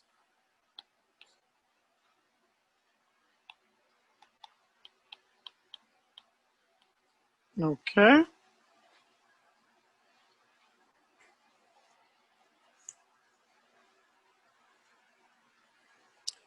Let me make sure what I want to cover here.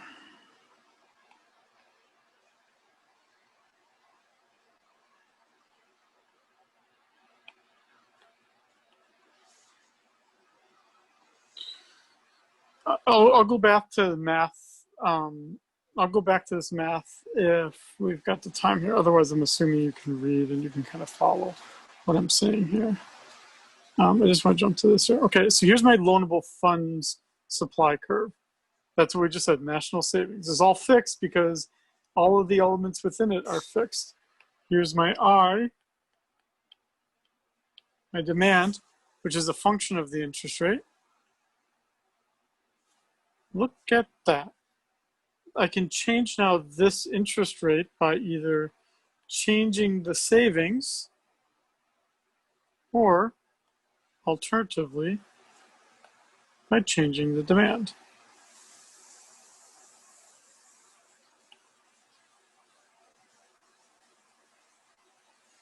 But in the end, we get an equilibrium interest rate.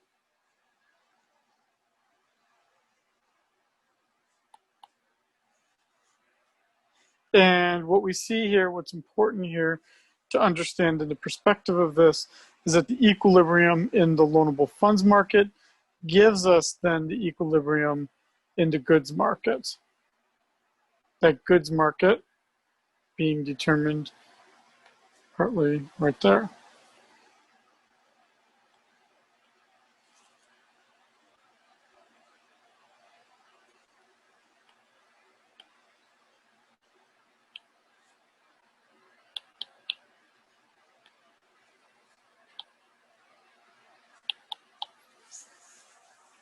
And I just talked about these, right? So this is the last slide. Now I can go back to the math.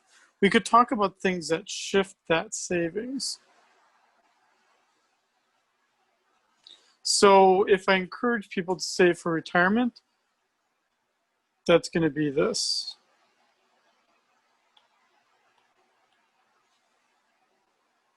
If all of a sudden I say that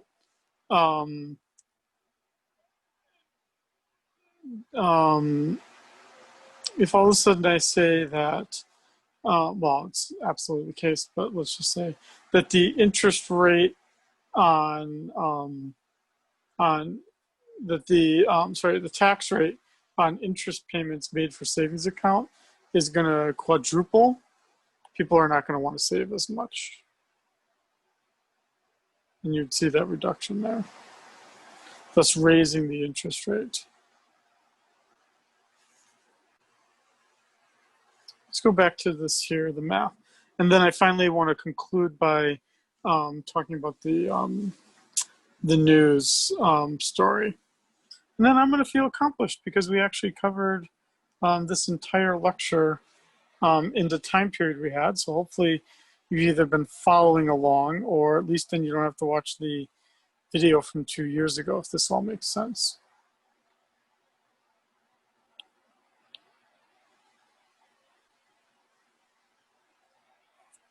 So let's say that I change my workers by 1 unit. So that's what this is saying here. Let's say I change my workers by 1 unit and I don't get any more capital. Then what's going to happen here? How can we measure that and the effect that it's going to have on savings? So let's say that I have the marginal productivity of my labor is 20, marginal propensity to consume is 0.8. These are all my underlying figures. Then what I'm going to do here is I'm going to start plugging things in here.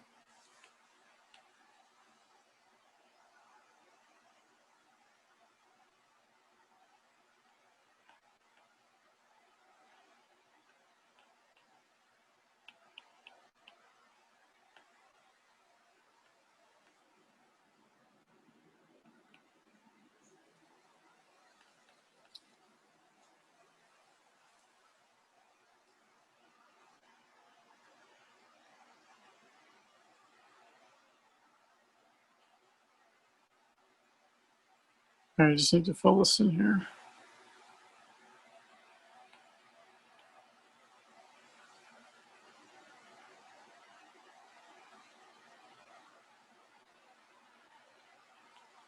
Some things just didn't make it.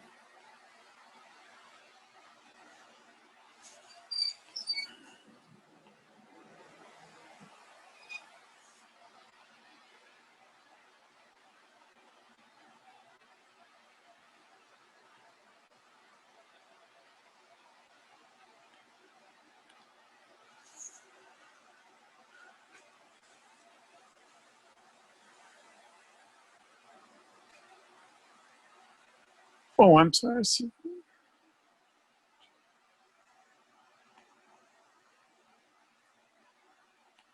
Okay, so if we know that this is our equilibrium,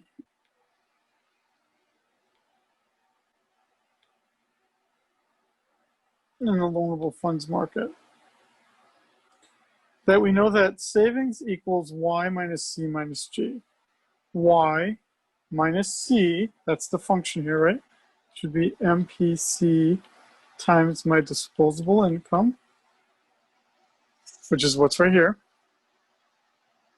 which is right here, 0.8 times y minus t. Now t is changing by 100, which you'll be able to see here, minus g. Y minus 0.8y would be 0.2y. I'm left with a 0.8t here, and I still have my g.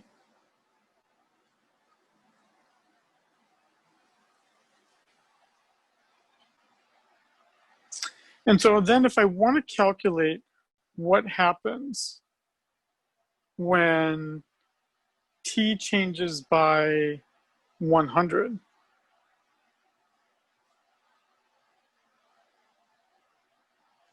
is that when t changes by 100, that's why this 0.8 times 100, that the savings changes, the savings changes by 80. The national savings changes by 80 because I was always subtracting the taxes, but only 80% of it because of the MPC. As opposed to if I change the delta G by 100, that just takes out the direct 100, right? Because that's just the factor on the very end here. So it just takes out the direct amount. Same with if I change the Y by 100. Now it's the counter to this. Now it's because I was doing 0.8 times Y, but now if I change the Y, I'm only getting a 0.2, only getting a 20% increase in my savings. Let me put this to you another way. And if what I'm all saying here doesn't make any sense, don't worry too much, because part of this is going to come through as I ask you some of the multiple choice questions. If we're looking for the equilibrium here, basically what I'm trying to say here is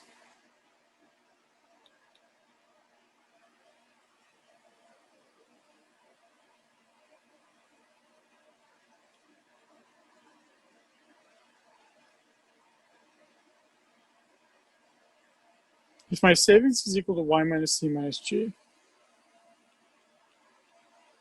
and there's my investment demand, I'm basically saying when I change G by 100,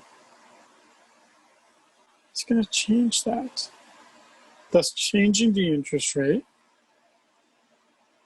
And scaling back here, I thought there was a picture of me. Yep.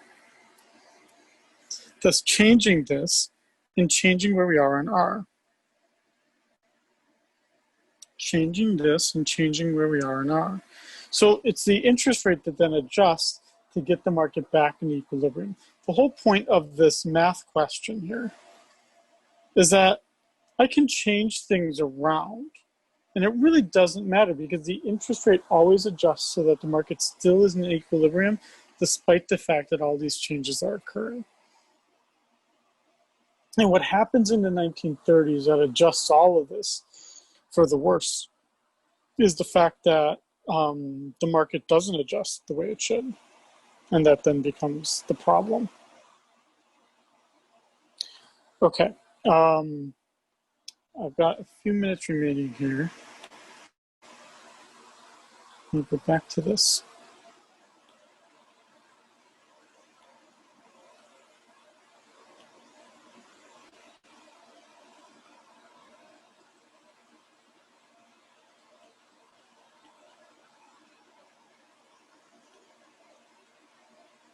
Okay.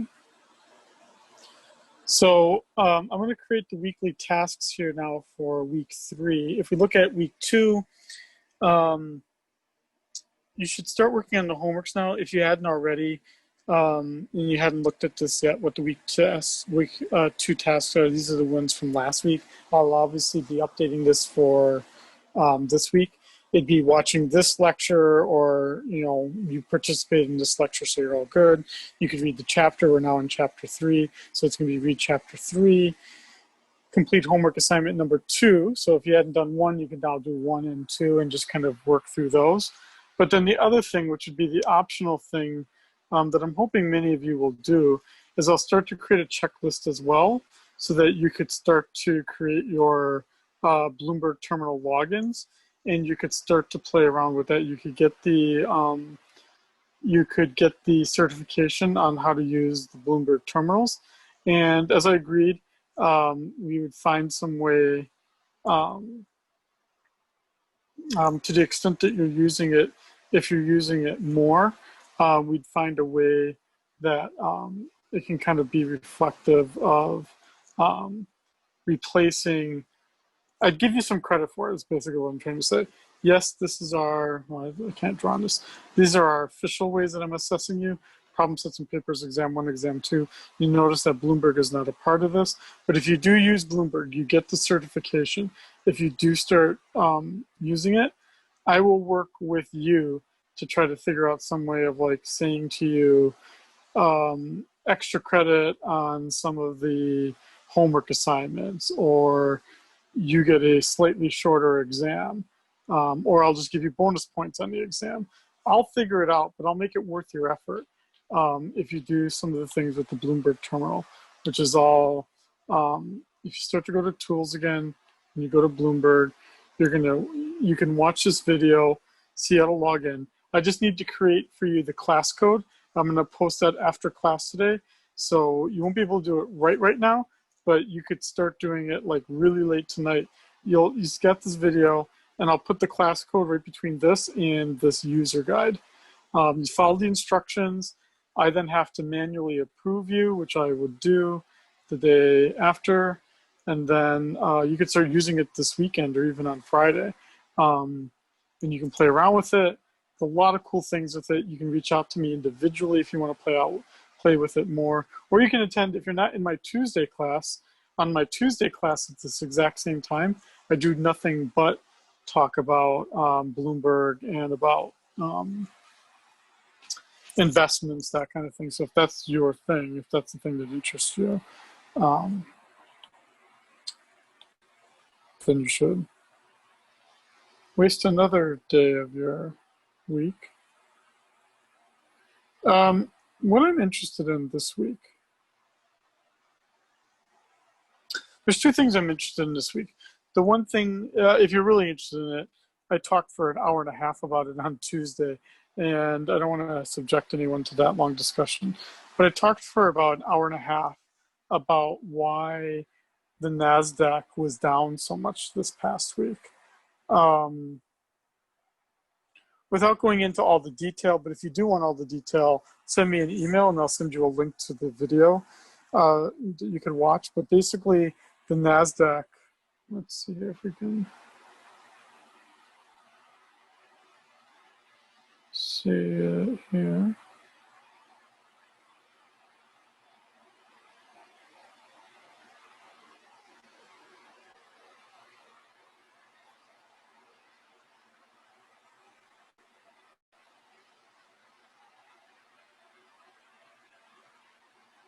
Well, we can see some articles here that are talking about all the bad things that have been happening to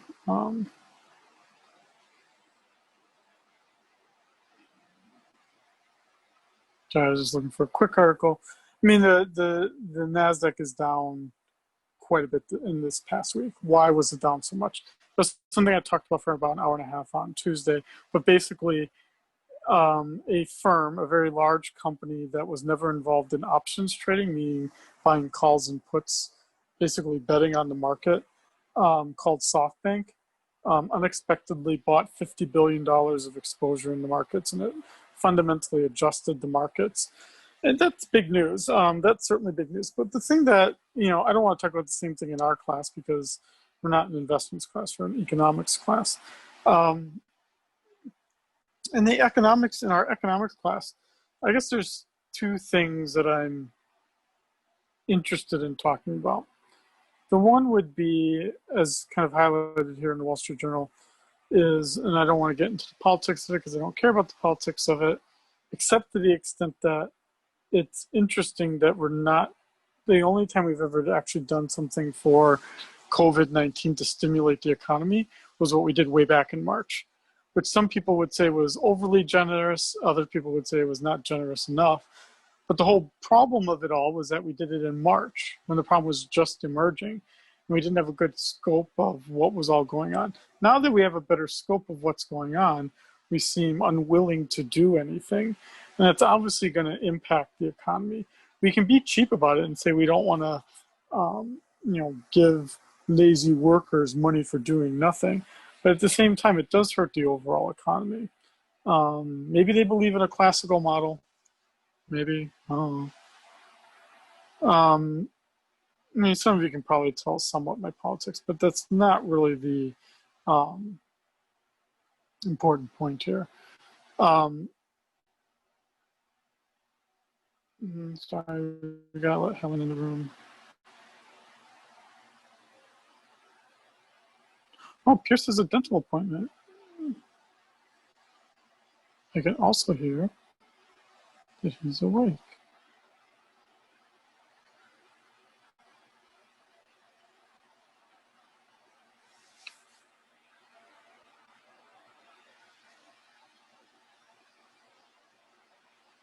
The other thing that interests me more, though, and I'm trying to get my head around, are these large mergers that are being attempted or are happening and are failing to go through. And there's two. The first one, let's see if we can find some news about it here.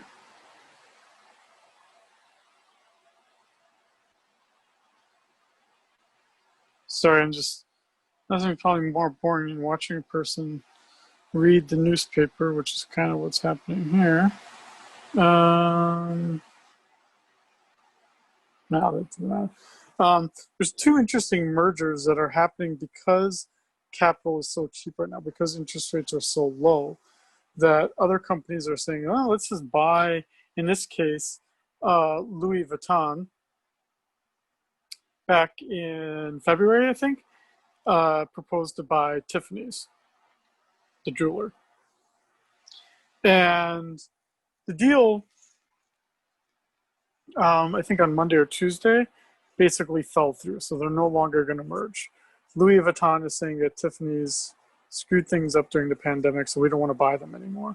But some might say, did it ever really make sense for Louis Vuitton to buy Tiffany's? They have very different structures, and as much as Tiffany is a luxury good, Louis Vuitton is even more of a luxury good. So if they're not even really in the same market, should one be buying the other? The other one is a railroad called Kansas City Southern. And in the railroad network, let's look at this here.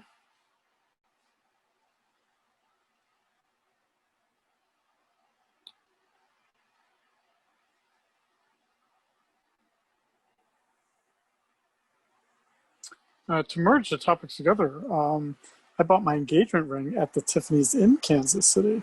Yeah? Find a good way to integrate the two topics. I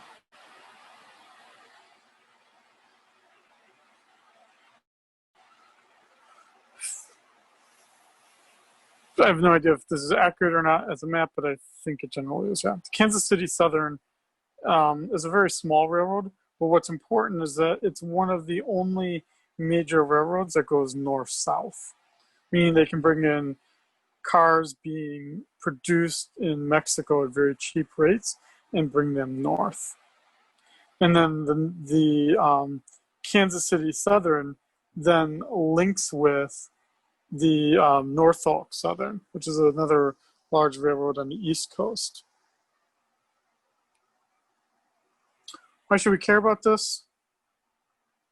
Because that would explain why the Blackstone Group, which owns already a lot of things, was interested in buying this railroad. Because money's really cheap. They can borrow it very cheaply to buy Kansas City Southern. And they valued it at the whole company at $20 billion, and that was rejected. Maybe someone will come in now and bid more money for it, but we're going to start to see, the point of what I'm trying to say here, and I know I'm running out of time here, but the point of what I'm trying to say here is now that interest rates are so low, in the real economy that we're in, not the classical model, but in the real economy that we're in, you see it all around us, that people are putting their money in really strange investments because capital is so cheap, because interest rates are so low. And globally, interest rates in the United States are much higher than they are in Japan. Interest rates are much higher in the United States than they are in a great deal of Western Europe. So if that's the case, right, we would expect in other countries that there's even more crazy takeovers, more crazy mergers, companies getting bigger just for getting bigness sake. And that's what happens when the interest rates keep going down, is you're going to see more of these odd mergers going on. And then at some point, hey, Pierce, come on down. Well, that must be the end of class because my 2-year-old's coming down and announcing himself like a casino greeter, yelling hi to everyone. Okay. Hey, come on over here, Pierce. Come. Okay. That's it for my lecture. I actually did cover all the slides, which is actually pretty nice and amazing. I'll still leave the video from 2 years ago up there just because it's different and some of you might find it of value. But I'm going to create a new set of weekly tasks. But the major thing that I could say about the weekly tasks is some kind of closing comments here would be, I've now posted all the homework assignments. You could start working on those. By tonight/tomorrow, I'll have the Bloomberg stuff up there where you could start to create a Bloomberg terminal login, and you could start to play around with Bloomberg. Again, if you play around with it, you're doing it just for your own education, but I'll also create an incentive for you and allow it to count for part of your grade to the extent you want to learn about it. And basically, if you were at least happy, if you were unhappy that I actually presented more on the slides and talked a lot, you should tell me. You can tell me by email. Just say, dude, try to lecture less. I've got the video from 2 years ago. I'm totally cool with that. If you want me to do that, you just have to tell me. It doesn't matter. My marginal productivity is the same regardless. My pay is the same regardless. So if you want me just to freely talk, I happily will. But I suspected some of you actually might gain more by having a live lecture occurring. That way you can ask things where you can kind of see it happening in front of you. And I think there's something to be said for that. Sorry, you can't even see me. All you can see is this big fan turning around. Or you can see my son laying and looking at his tablet. Questions, anybody? Any questions? Pierce, do you have any questions? No? You do? Oh, I see. Okay, I don't hear anything, so I will log off last. Otherwise, I'll have this video probably posted tonight. And the other thing to look for would be that you don't sign up for the Bloomberg thing until you see the class code for our class, ECON300. Okay, I'll log off last.